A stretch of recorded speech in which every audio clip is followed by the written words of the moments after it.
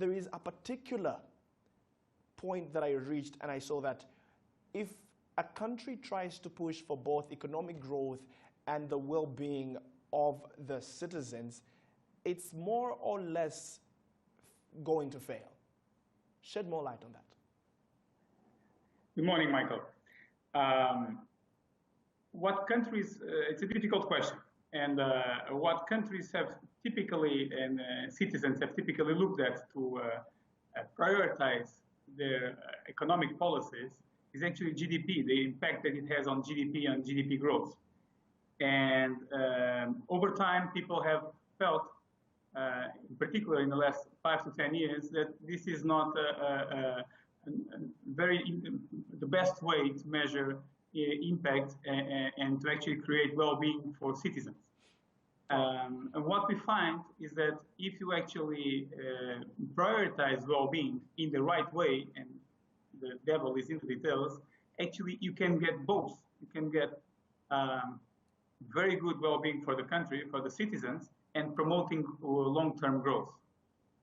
I don't know if this goes directly to your question, but it's a difficult one. No. Allow me to actually move on to more on the prioritizing. You did mention there that countries do need to have priorities here. And Rwanda, we know for a fact that when President Paul Kagame came into power, that was in the early 2000s, there is a question that was asked to him that at the moment, what is your priority? He was pretty much pushing for ICT and pushing for health at the same time, universal primary education.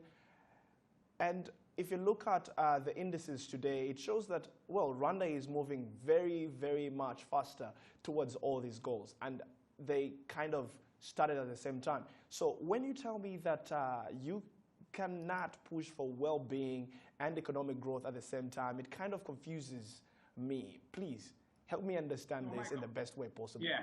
So what I'm saying is that you can push for well-being, and that if you do it well, it will promote growth. So, and that's what actually we found on our study. And Rwanda is actually a showcase of that fact. So, if you could argue the reverse. You could argue, well, if you're pushing for well-being, and there are infinite measures of well-being, there are so many measures of well-being. But if you think that well-being is actually more equality, more health, better governance, better civil society, and that's actually how we measure it through SEDA. We have this indicator that has 10 dimensions, and among them governance, civil society, digital infrastructure, as you were saying. And what we found is that you might say, well, there's a trade-off. If I start pushing for more equality, there will be less incentives to investment. If I push for more better environment, I will not have the resources to grow, and so forth. If I have more encompassing society, then I'll probably have more difficult way to get to decisions, and I'll grow slower.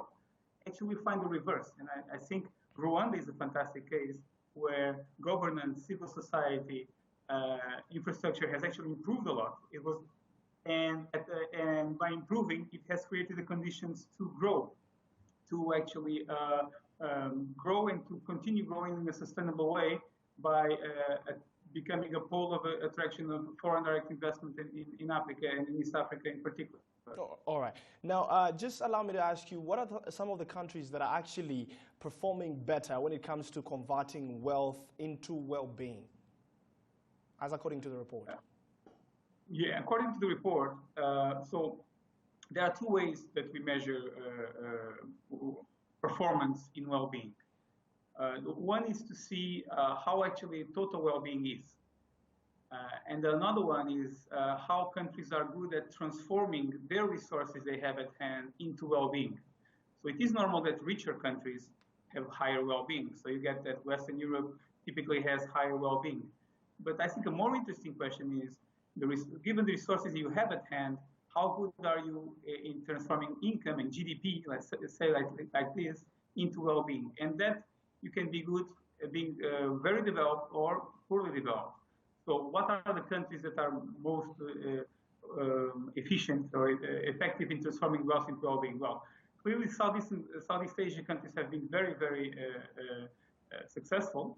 So they are not only, economic miracles, but well-being miracles, China, Vietnam, Indonesia. Also in Europe, Poland has been very, very successful. Not in the reverse, the US actually is not that successful in transforming all the wealth that it has into well-being. And coming to Africa, we see that actually well-being has been on the rise. We found that 26 out of 40 countries in our survey report over the last 10 years have improved their well-being. And the outperformers, I would say, on total score are, are Ghana, Senegal, but more interestingly, the big gainers are Ethiopia that gained eight positions over the 10 years, Rwanda that gained 7, Kenya that gained 4 in the ranking. And then on transforming, in a sense, in being very good in transforming the resources they have at hand into well-being, you again get Rwanda, which is actually above the world average on that. It's a good example all over the world. Senegal, Ghana, and also Mauritius.